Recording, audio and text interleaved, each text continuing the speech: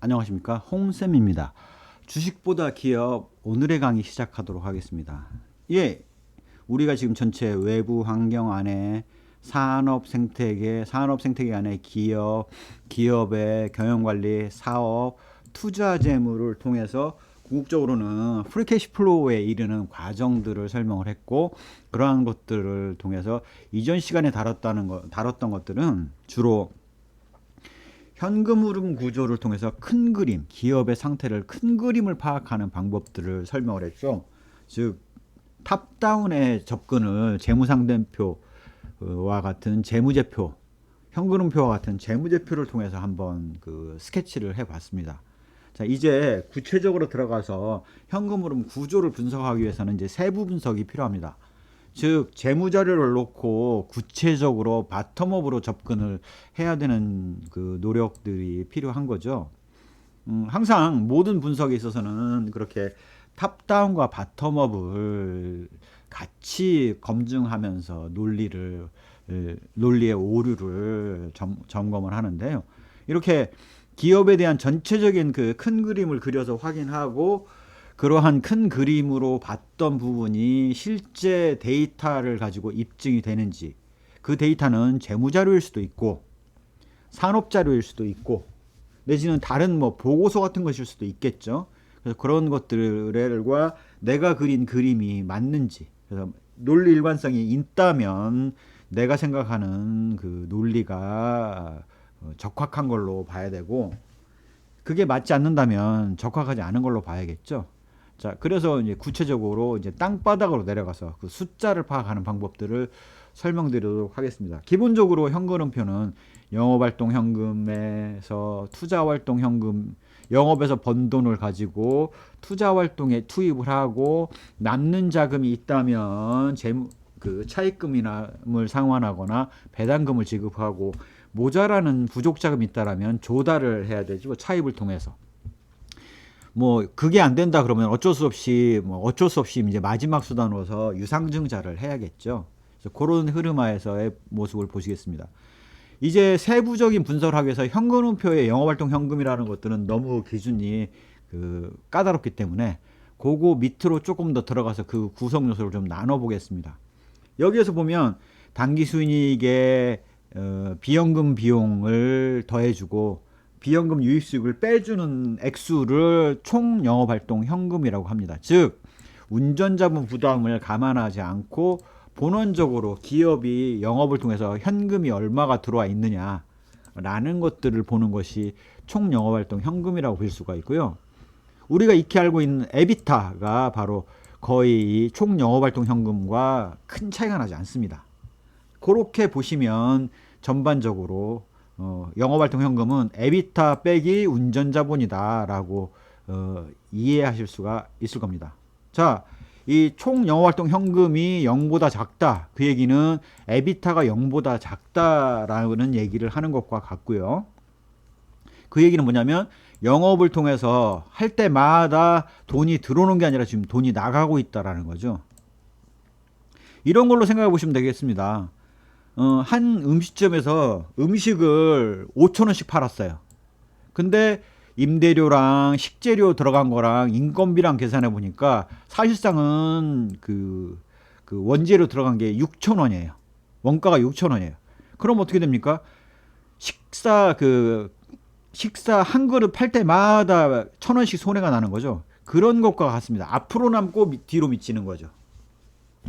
그게 바로 총 영업활동 현금이 마이너스다, 에비타가 마이너스다 일 때 의미하는 바이고, 이러한 흐름으로 오래 갈 수가 없어요. 그래서 만약에 총 영업활동 현금이 마이너스인 게 오랜 기간 2년 이상 지속된다 그러면 조만간 이 기업은 부도나겠군 이라고 보시는 게 맞습니다.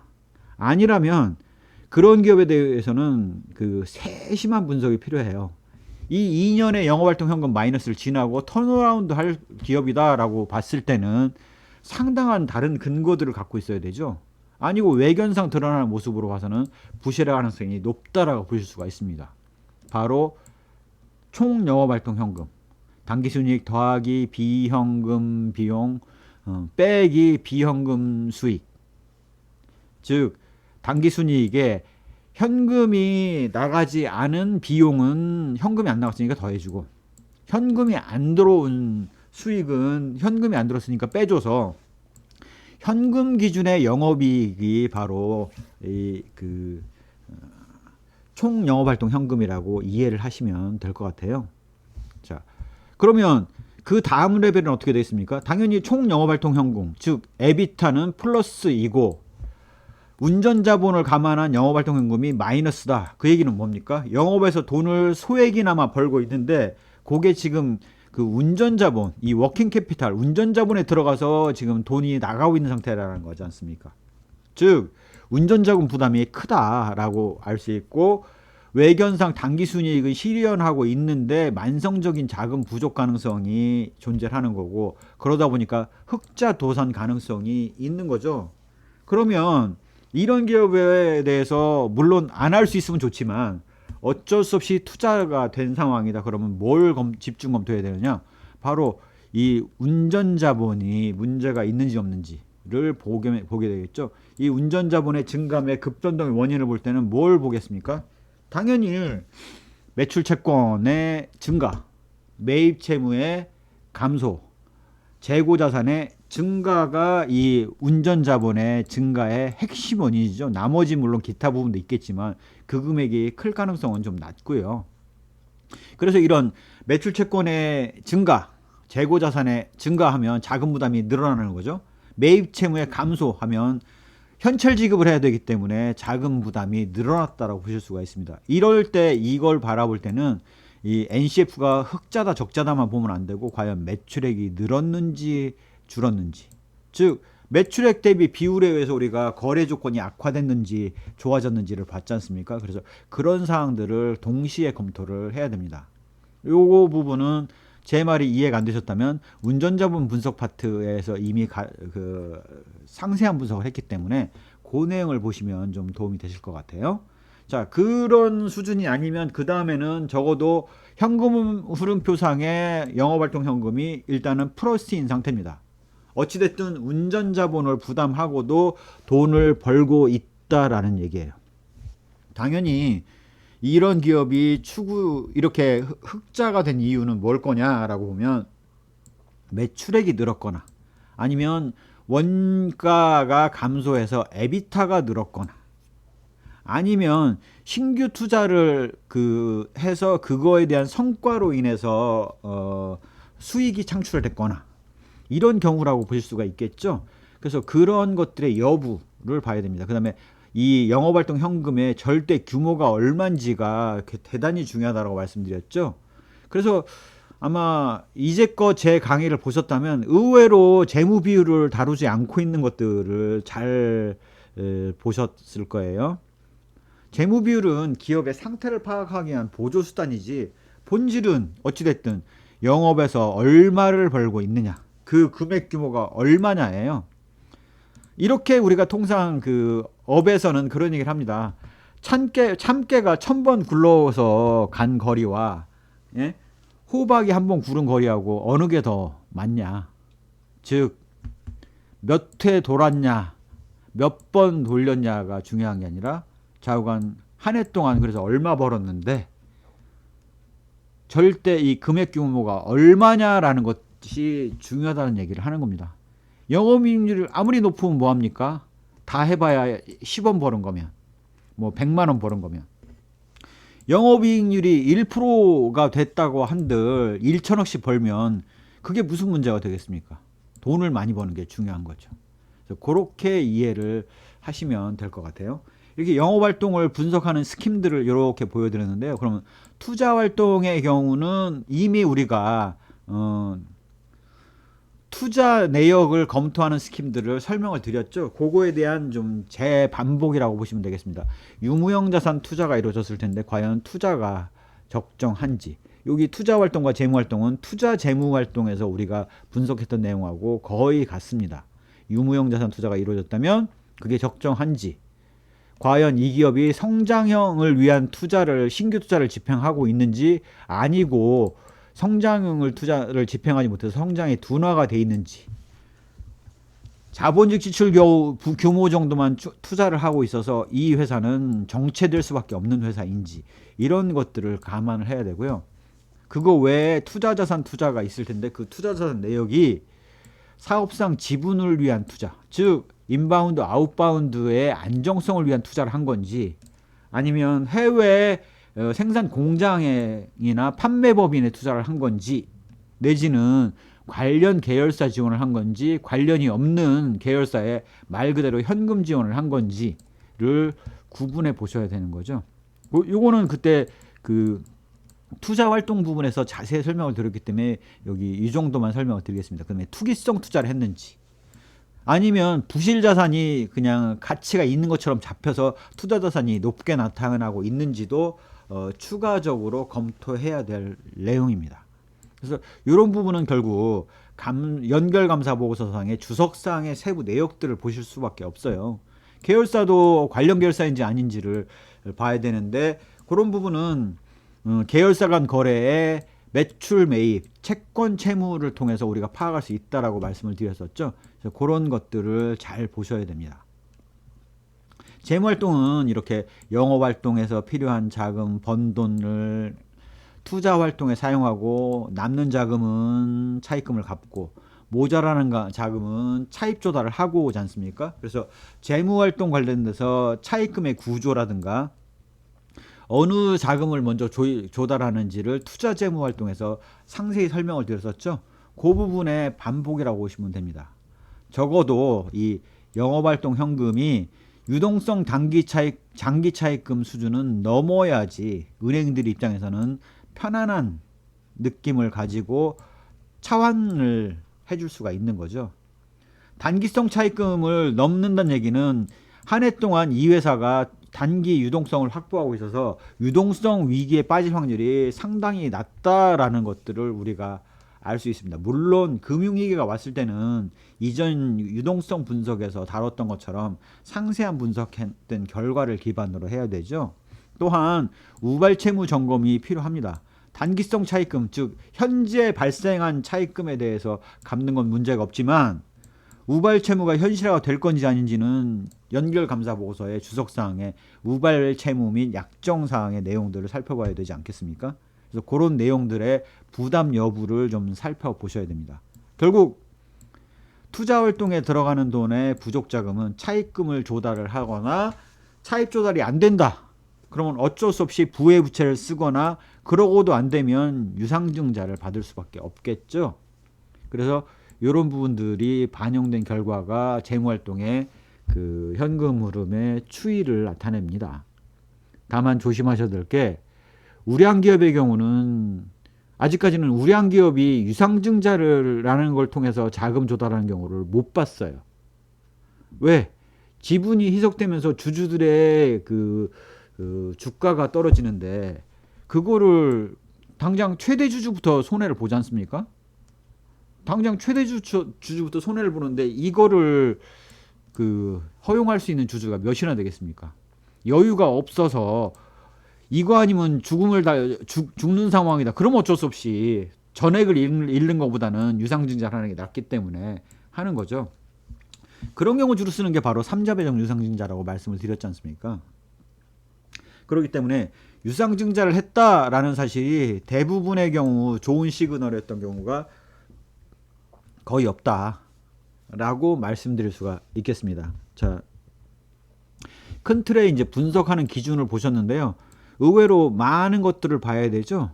그래서 그거를 실제 이 사례를 놓고 한번 보시자고요. 이전에도 말씀드렸다시피 과거 자료를 일부러 보여드리는 이유는 종목을 추천하는 게 목적이 아니기 때문에 일부러 과거 자료를 보여드린다라는 얘기를 말씀을 드렸죠. 이 2014년 자료를 가지고 지금 주식 투자를 하실 분들은 없을 거 아니겠습니까? 예, 그래서 이제 그런 목적이다라는 것들을 좀 다시 한번 상기시켜 드리고요. 숫자가 업데이트가 안 돼 있어서 그런 건 아닙니다. 이미 엑셀에는 제가 따로 관리하는 거에는 다 최근 자료를 다 업데이트를 하고 있어요. 항상 분석을 하기 때문에 그렇습니다. 자, LG화학이 그러면 어떻게 하고 있느냐? 이걸 보실 때 절대 금액이 중요했다라고 했지 않습니까? 이거는 운전자본 부담을 뺀 총 영업활동 현금이 어떻게 되는지의 추이를 보실 수가 있다라고 말씀을 드렸죠. 결국 우리가 보고자 하는 바는 영업활동 현금이 얼마이냐, 이게 바로 현금흐름표상에 있는 거고, 그 안에 세부 내역 안에 부분 합계를 통해서 이 금액들을 도출할 수가 있습니다. 당연히 주석사항을 검토를 하셔야겠죠. 자, 여기서 이거를 주석사항을 검토하기가 어렵다 그러면 영업이익에다가 감가상각비를 더한 정도를 보시면, 내지는 사람에 따라서는 당기순이익에다가 감가상각비를 무형자산상각비를 합해서 보는 정도가 되겠죠. 그래서 그런 정도를 합해서 보시면 요 금액하고 많이 차이 나지 않습니다. 자, 요렇게 놓고 보신 상태에서 이 회사를 보면, 이 회사는 한 해에 운전자본이 제대로 다 순환이 된다라는 가정하에서 얼마를 버는 회사냐? 2010년 3조 6천억, 2011년 3조 7천억, 2012년 2조 8천억, 2013년 2조 9천억, 2014년 2조 7천억을 벌고 있는 회사입니다. 100만원 억 단위죠. 그렇게 보면 야, 이 회사가 한 해에 버는 돈이 한 2조 5천억은 항상 넘네, 한 2조 한 7천억 이상은 항상 되겠네 라고 우리가 그 추이를 볼 수가 있죠. 운전자본 부담을 하는데 매출채권 부담, 재고자산 부담이 있기 때문에 매입채무 부담은 부담은 납품업체에다 부담을 덜 지고 있는 모습이 보이시죠? 매출채권에 비해서 매입채무가 작지 않습니까? 절대 규모가. 그래서 그런 걸 보시면 이 회사가 지금 매입채무, 관계사들의 상생관계를 잘 중요하게 생각하는 회사구나 라는 것들을 우리가 알 수 있고, 상대적으로 여력이 있는 회사구나 라는 사실들을 우리가 알 수 있습니다. 그래서 이 운전자본 부담을 감안해서 보면 이 회사는 한 해에 얼마의 현금들이 나오는 회사냐? 2조 5천억, 2조 2천억, 1조 7천억, 2조 1천억, 1조 9천억입니다. 그러면 바꿔서 얘기하면 이 회사는 한 해에 운전자본 부담을 감안하고도 적어도 1조 7천억 이상은 나오는 회사다라는 것들을 우리가 알 수가 있죠. 그 돈을 가지고 캐펙스 투자, 자본적 지출과 신규 투자를 할 거 아닙니까? 그거는 유형 무형 자산의 투자로 잡히겠죠. 바로 시설 등의 투자라고 제가 용어를 이해하기 쉽게 바꿨는데요. 유무형 자산 투자가 바로 이 시설 투자입니다. 보시면 여기 돈이 들어갔죠. 이 2011년 2조 2천억을 넣고 2012년 1조 9천억을 넣었어요. 2010년에 1조 6천억, 1조 4천억, 1조 4천억이에요. 자, 그러면 만약에 이 액수가 과연 성장형 투자냐 아니냐를 보려면 감가상각비 내역을 여기 합산액이 보여지지 않습니까? 요걸 보니까 6천억 정도가 감가상각비니까 자본적 지출의 최대치는 1조 원이 안 되네요. 1조 원 정도겠네요. 그러면 1조 원 정도를 아주 보수적으로 봐서 1조 원을 자본적 지출이라고 봐도 이 회사는 신규 투자를 얼마를 하고 있는 회사냐면 적어도 6, 7천억, 1조 원 이상을, 1조 원 정도를 지금 투자하고 있는 회사라고 보여요. 자본적 지출의 최대값이 이거지 않습니까? 6, 7천억. 그런데 그거에 2배 이상을 지금 투자를 했다는 얘기 아니겠습니까? 그러면 이 회사는 적어도 신규 투자가 반절 이상인 회사라고 봐야겠죠. 그렇기 때문에 성장형 투자를 집행하고 있는 회사라고 볼 수가 있습니다.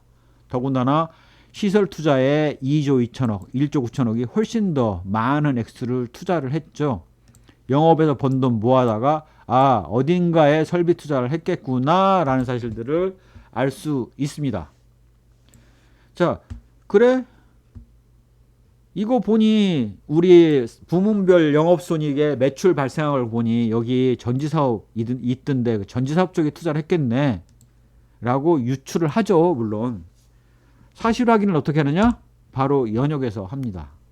여기 보시면 오창 전기차용 배터리 1공장 준공을 했죠. 2011년에 엄청 생산 설비 들어간 거예요. 확장해서 들어갔겠죠. 1차 시설 투자, 2차 시설 투자. 이때 부족 자금을 차입금 조달을 했겠죠. 여기 보십시오. 차입금 늘려 잡았잖아요. 차입 조달을 많이 했잖아요. 이렇게 보면 자동차용 전지 공장을 설립을 하면서 사업부가 별도로 출범을 했고, 매출액과 부문별 영업이익을 봤을 때 전지 사업이 2011년도부터 나오지 않습니까? 공장 출점을 통해서 이 출자를 통해서 공장을 만들면서 본격적인 사업 본부로 출발을 했고, 여기에 필요한 자금을 투자를 하고 차입이 줄었죠. 그러면 당연히 상환이 늘지 않았겠습니까?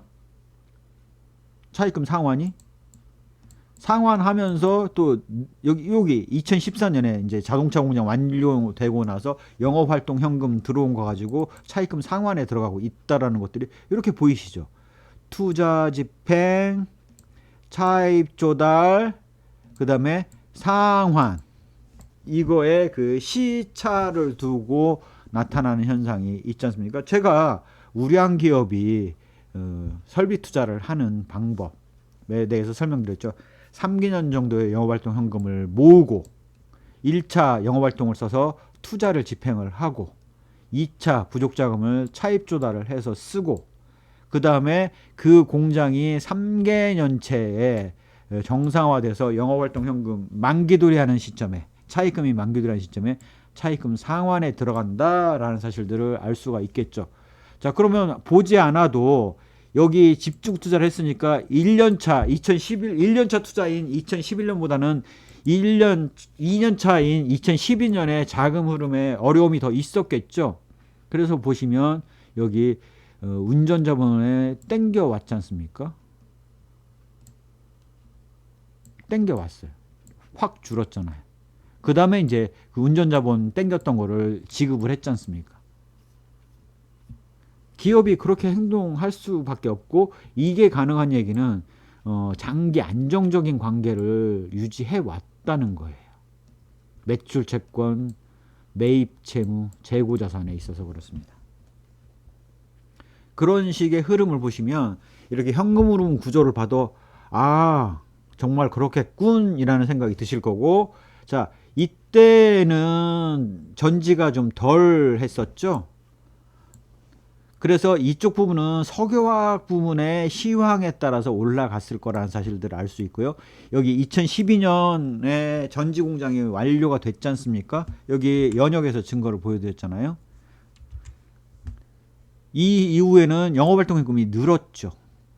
이거는 석유화학이 는 부분이 일부 있겠지만, 석유화학은 여기서 사이클상 줄어드는 추이를 보였으니 이때 는 부분은 대부분이 전지사업 부분의 턴어라운드였을 것이다 라는 사실들을 우리가 유추해낼 수 있어요. 이렇게 보셨을 때 제대로 된 현금 흐름 구조를 보실 수 있는 겁니다. 자, 여기에 해당되는 논리는 다 이미 이전에 설명드린 논리를 그대로 다 적용해서 읽은 결과입니다.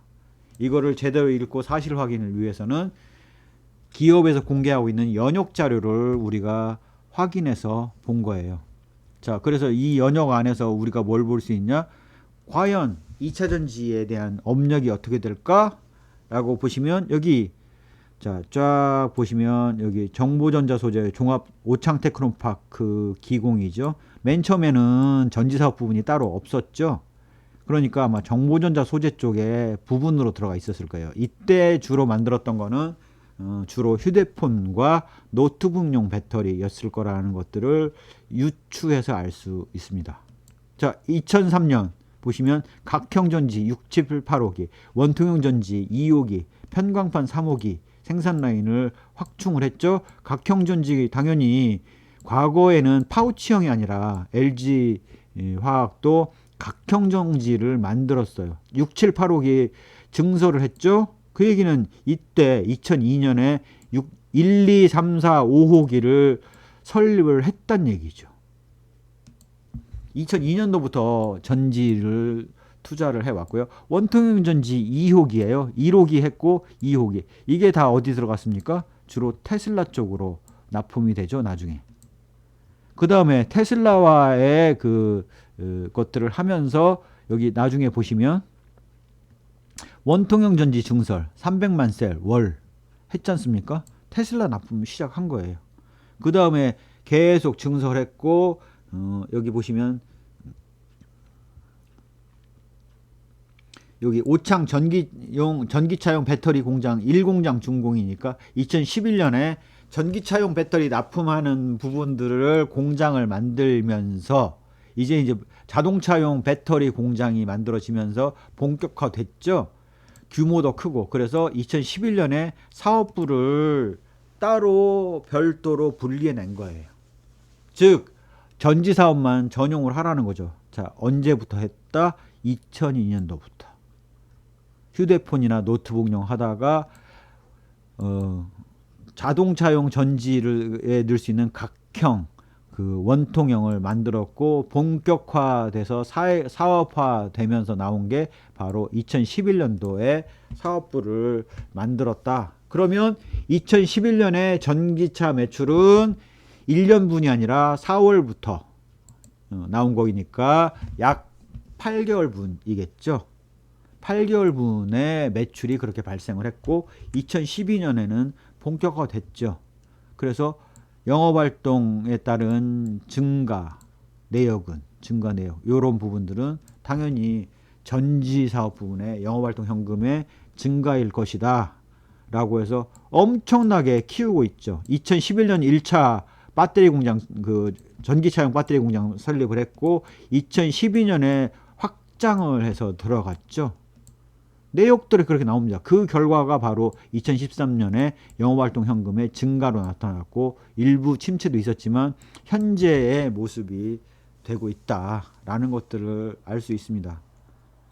구본무 회장님이 얼마나 앞선 선견지명을 갖고 계셨는지 2002년도부터 벌써 공장을 지었어요. 2002년에 공장을 지었다는 얘기는 그 이전에 몇 년에 걸쳐서 사업성 검토가 완료가 됐다는 얘기입니다. 1990년대 후반에 이미 사업성 검토를 완료했을 거라고 유추가 돼요. 그래서 2002년에 자금 마련을 해가지고 공장을 짓기 시작을 했습니다. 그래서 업력이 얼마가 됐냐? 2002년부터 현재 2023년으로 가정하면 약 20년이 넘은 기간 동안에 업력을 가지고 있는 겁니다. 그러니 그 기술력을 다른 회사가 쫓아온다? 쉽지 않아요. CATL이 2011년도부터 전지 사업에 들어간 것으로 알고 있거든요. 그래서 그런 거에서 보면 벌써 LG화학이 2002년도부터 전지를 생산했던 것들을 생각해 보시면 벌써 한 10년 이상의 격차를 두고 있다라는 것들을 알 수 있고, 그러면서도 여기서는 인산철 배터리밖에 못했죠. CATL은. 그런데 이미 NCMA 방식의 배터리로 이미 올라가서 고급형 자동차에서 충전을 하고 부산까지는 가지 못하더라도 중간에 한 번 정도를 충전하면 갈 수 있는 고성능 자동차용 2차 전지를 만들어내고 있다라는 것들을 우리가 알 수 있습니다. 그래서 요즘 2차 전지가 회사들이 CATL에 먹힐 거다라고 얘기를 하는 보고서들이 나와요. 근데 그럴까? 저는 제가 알고 있는 LG화학으로는 그럴 가능성이 굉장히 희박해 보여요. 너무 없어 보입니다. 토요타가 파나소닉 전지를 요 근래 못 쓰고 있다라고 그러죠. 좀 히스토리를 말씀을 드린다면 이 전지 공장을 만든다고 했을 때 LG화학이 처음 만들 때 어떻게 했었느냐? 예. 그 당시에 2차 전지를 만드는 업체, 리튬 폴리머 전지, 리튬 이온 전지를 만드는 업체들의 세계 1위부터 10위까지가 다 일본 업체였었습니다. 그런데 LG화학이 들어가니까, 이 LG화학이 들어가겠다고 하니까 LG화학을 죽이기 위해서 일본 10개 업체가 담합을 해갖고 단가 인하를 쫙 했어요. 근데 그러다 보니까 LG화학 입장에서는 처음 들어가서 공장을 짓고 기술력이 부족한 상태에서 하다 보니 영업 적자를 계속 볼 수밖에 없었어요. 그런데 그거를 버티고 구본무 회장이 적극 지원해서 버티고 결국은 2차 전지 사업에 들어와서 이 자동차용 전지를 납품하면서 2011년도부터는 별도의 사업부로 분리해냈지 않습니까? 낼 정도로 대단한 회사였고 지금 그 회사들이 LG 에너지 솔루션의 전신입니다. 그런데 결국 어떻게 됐느냐? 단가 인하를 하고 막 했던 일본 업체들이 결국 못 버티고 LG화학에 손들고 결국은 그래 이제 앞으로 우리 좀 같이 잘 살아보자 인정해 줄게 했는데 LG화학에서 그랬습니다. 아니야 괜찮아 우리 먹고 살만해. 그래가지고 그때부터 이제 일본 업체들이 이제 시달리기 시작을 했죠. 그래갖고 결국은 LG화학이 시장 장악을 다 해들어가니까 어떻게 했겠습니까? 못 버텼죠. 그래서 10개 업체들이 다 합병을 해가지고 다 합해가지고 결국 LG화학 다음 가는 세계 전지업체로 겨우 하나 합병해서 살아남았어요. 그게 바로 파나소닉 전지파트의 전신입니다. 그런 흐름을 알고 있는 상태에서 CATL에 LG화학이 밀린다. 좀 별로 저는 일단은 제가 아는 한은 기대가 되지 않는 현상이라고 보실 수가 있겠습니다. 오랜 검토에 모든 기술력을 다 갖고 있는 회사가 NCMA 방식을 NCM 방식, 현재의 2차 전지 방식을 쓸 때 괜히 그랬겠냐라는 게 의문이죠. 그래서 일본에 2차 전지를 대줄 때가 마땅치 않으니까 도요다가 이거를 또 전지 제조업체에다가 매달릴 수 없으니 어떻게 했느냐? 그래 우리는 하이브리드 자동차로 갈 거야. 전지 그렇게 필요 없어. 근데 하이브리드가 인기가 없었죠? 조금 반짝하다 말았지 않습니까? 그러다 보니까 어떻게 됐습니까? 결국 우리 2차 전지 투자를 안 해왔는데 우리는 앞으로 전고체 배터리로 갈 거야 라고 했는데 그게 꽤 오래됐어요. 한 5, 6년 된 것 같아요. 그런데 아직까지도 제품이 안 나오고 있거든요. 시제품 정도 나와 있는 거고 그거는 경제성을 완전히 무시한 그 제품이지 않습니까? 그 다음에 이제 성능도 굉장히 떨어지고요. 그래서 과연 전고체 배터리가 2차 전지 시장에 들어올 수나 있을지도 아직은 의문이고요. 양산 자체가를 할 수 있을까도 의문이고 과연 그게 양산을 한다고 하더라도 경제성을 가질 수 있을까 자체가 의문이다라는 정도로 좀 제가 알고 있는 부분을 연결해서 좀 설명을 드리면 좀 도움이 되실 것 같아요. 이렇게 전반적인 구조를 놓고 봤을 때 아, 이 회사가 앞으로 어떻게 진행되어 나가겠다라는 추이를 알 수 있지. 그거를 모르는 상태에서 재무상태표 손익계산서만 봐가지고는 2011년도에 사업부 출범했을 때 영업 적자 나고 이러면 그 당시에 그 전지사업 부문에 있어서의 영업 적자 났었거든요. 2010년도랑 이런 부분이. 그랬을 때 증권가에서 무슨 얘기 나왔냐면 전지사업 부문 구조조정해야 되는 거 아니냐? 이 회사 여기 시설 등의 매각 통해서 한 뭐 50매덕 정도씩 해가지고 이렇게 구조조정해서 팔아야 되는 거 아니야? 라는 얘기가 나왔습니다. 근데 저는 그때 에비타 나오는 걸 보고 아 여기는 그럴 리가 없다. 벌써 이미 턴어라운드 돼서 정상적인 사업 부문으로 안착을 했고 조만간 더 확장해 나갈 가능성이 높다라고 그때 봤었죠. 그렇게 이해를 하시면 이 회사의 그 본질을 이해하시는데 도움이 된다. 요즘은 이 연역 자료가 잘 안 나와요. 과거에는 이제 사업 보고서에 이런 연역들이 쫙 나와 있어서 이런 것들을 통해서 아 이때 설비 투자한 게 뭐였겠구나, 이때 뭘 했겠구나, 언제부터 업력을 쌓아왔네, 이런 것들을 파악하는데 도움이 됐었다. 그래서 혹시 연역을 보실 때는 이런 거 했군 하고 쓱 하고 지나가지 마시고 이 연역과 이 현금표의 시설 투자 등의 추이, 시설 매각 등의 추이를 아실 수가 있습니다. 자 보시면 여기 에폭시 백라이트 부분 자산 양수도 예약 체결 구조조정 및 한계사업 정리 이런 식으로 나와 있죠. 그럼 2002년도에 설비 매각한 부분에 상당 부분이 에폭시 부분의 매각일 거예요. 2011년도 이후를 볼까요? 여기는 없네요. 그래서 지금 뭐 드릴 말씀이 없는 것 같아요. 그런데 이제 그런 식으로 본다. 즉 2002년에 그 설비 매각과 시설 매각과 관련된 자료가 를 찾아보신다면, 그 금액을 찾아보신다면 그거는 분명히 이 에폭시 부문의 그 양수도 계약 체결과 사업 구조에 따른 결과일 것이다 라는 것들을 유추할 수 있고 사실 확인을 할 수가 있습니다. 그래서 그런 전반적인 흐름을 보실 때는 숫자만 보지 마시고 해당 기업의 연역 같은 걸 통해서 사실 확인을 하시라는 얘기를 강조해서 설명을 드리겠습니다.